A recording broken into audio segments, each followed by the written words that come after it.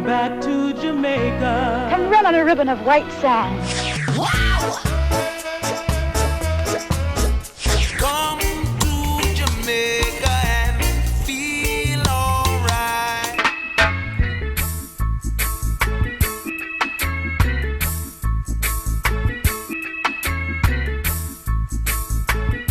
Community tourism is a mindset, a change that has to take place in relation to how you develop tourism. We have very good ideas, but sometimes, other things take over. High-end visitors now want that kind of experience. A lot of them have already done Sansi and what's the other one? Sansi Sun? Yeah. They want more now for their dollar.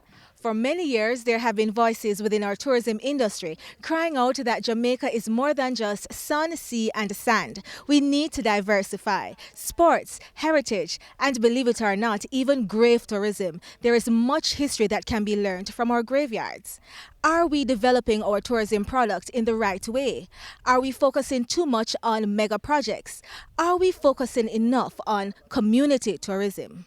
Diana McIntyre Pike, president and founder of the Country Style Community Tourism Network and advocate for community tourism for over 35 years, believes there is a fundamental problem. We are going in the right direction on paper in relation to the tourism master plan, including community tourism as an integral part. But I believe that my concern is that community tourism is being presented as a niche market. Mrs. McIntyre Pike also differentiates between community tourism and community-based tourism.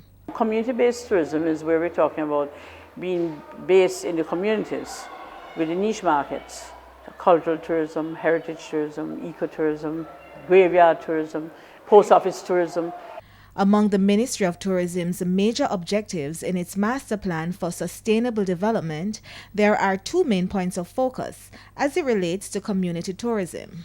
It intends to ensure community-based development by enhancing the role of local communities in the tourism industry, and also to make tourism a more inclusive industry by ensuring the wide distribution of the benefits of tourism.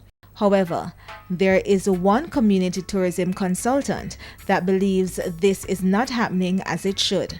Valerie Dixon works with the Resource Village project in Mandeville. This spot is actually in the footsteps of our first national hero, Marcus Mosiah Garvey. This is the shop that belonged to Mortimer Henriquez, and he was a Jew who started this whole business of how the community became involved with our national hero, Marcus Garvey. The Resource Village has a community experience tour, which includes a stop by the basic school, the Marcus Garvey Liberty Hall Center, lunch with a community family, and a view of the second largest Taino settlement in Jamaica, the Cano Valley. Another unique feature of the Resource Village experience is 97-year-old Elizabeth Biggs. She still recalls Marcus Garvey's visit to the community when she was only 8 years old. He was very tall and a very handsome gentleman. He said that South Africa is our mother country. Unfortunately, Mrs. Dixon admits that the community themselves are often not aware of the value of their product. The community is so apathetic. I mean, most of them couldn't care less whether Marcus Garvey was here. In his recent sectoral presentation, Tourism Minister the Honorable Dr. Wickham McNeil announced some major projects coming to the industry. The first project, Mr. Speaker, will be implemented in Ocho Rios. The second initiative, Mr. Speaker, is for the provision of lighting for the full length of Montego Bay's elegant corridor. The third project, Mr. Speaker, will be the construction of sidewalks, pedestrian pathways, bicycle tracks along the Norman Manley Boulevard in Negril. While not denying the need for such projects, Mrs. Dixon believes not enough is being done to strengthen existing community projects. If we kept the people in their communities, there'd be no need to rush to these resort areas to create slums and ghetto communities just trying to eat our food.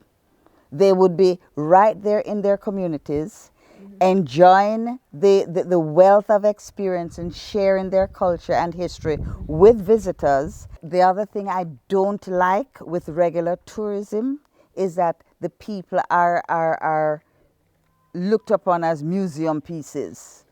They are not museum pieces. They're alive and it's their way of life. It's not something that you put on a show.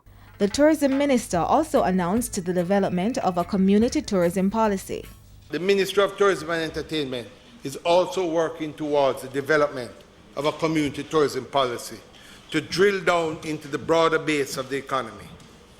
The reach of community tourism can extend far beyond the tourism industry, generating increased capacity within the communities, stronger community governance, employment creation, and poverty reduction. I'm not fully satisfied with that because I believe that the community tourism policy, they did have stakeholders meetings, etc. But we have expertise consultants in our organization, which I think should have been on board with the setting up of the community tourism policy. Minister McNeil also announced what would seem like a boost to community-based projects. The Jamaica Social Investment Fund has an allotment of $350 million for investment into 7 projects under its Rural Economic Development Initiative, which grants funds to rural groups. But there is still a challenge. Public liability is set up so that we have the visitor protected in case there's an accident or if anything happens anywhere they are, whether they're in a hotel or whether they're on a tour. So it's important to have public liability insurance. Many communities will not be able to host tours if public liability is not in place. So even if funds are allocated to improve community-based projects, if they are unable to host visitors in significant quantities, it will be futile. Well, it's $2 million US coverage. We have already got a quotation. It's 15,000 US for 36 villages. And that means it will be about 500 US per village. We can't charge anybody now because we haven't given them business. So what we are proposing is if we could find some investment or have someone who maybe from overseas, one of our Jamaican diaspora people, or the government through the Tourism Enhancement Fund, if we could front it, and then in the second year now, we would then gradually pay it back. The craft industry is another important component of community tourism. Maxine Donovan is the project coordinator for Jamaica Creative Cooperative, a grouping that distributes authentic Jamaican products. I was born in England, but I came here as a child, and I went back and very passionate about Jamaica. Nowhere no better than yard. And I had this Jamaican flag in my living room. But when I looked at the label, it was made in China, and it got me so upset. And it wasn't even the right color, it was yellow instead of gold. The tourism ministry is developing a policy for the craft industry.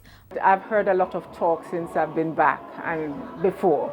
So I'm just hoping that they will follow up on it. We have stiff competition from products that have been imported.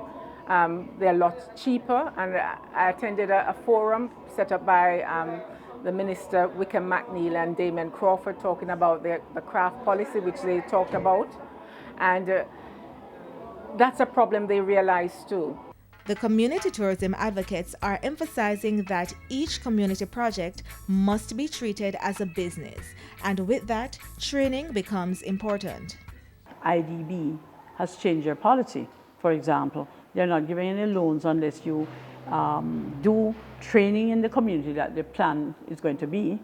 While welcoming the training offered by the Tourism Product Development Company, TPDCO, Mrs. McIntyre Pike cautions against some of the company's rigid guidelines. TPDCO's approach is that every experience or every stop has to be approved and registered.